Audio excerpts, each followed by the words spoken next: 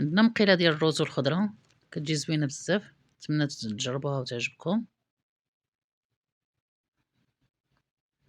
ندوزو المقادير، نديرو مقيلة فيها الزيت والبصلة، 3 الفصوص ديال الثوم، الملحة، طريفات ديال الدجاج، نشحروهم مزيان، حتى يتشحرو، نزيدو عليهم مطيشة محكوكة والربيع التوابل عندنا فيهم البزار، التحميرة، سكينجبير والخرقوم.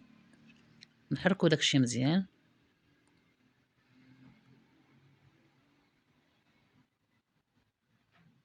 ونزيدو شويه الخضره حتى يتقلى داكشي، ونزيدو الخضره،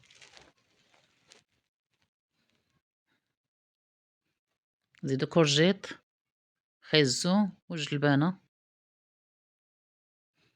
نديرو زلافه د الروز،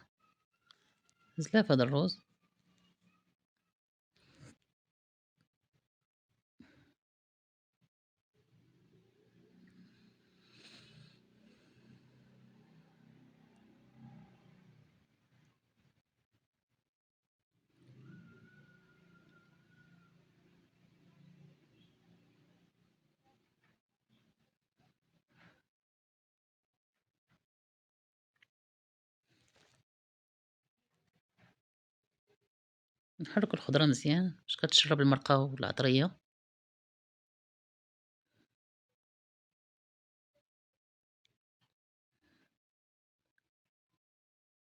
نزيدو مطيشه مركز طماطم، مركز مطيشه، واحد 2 حارات،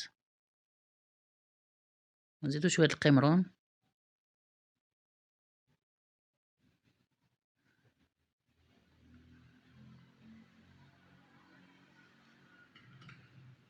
جلبانه ما ذكرتها في الاول، جلبانه صافي. نديرو القدر الكافي ديال الماء باش يطيب داك الروز والخضره.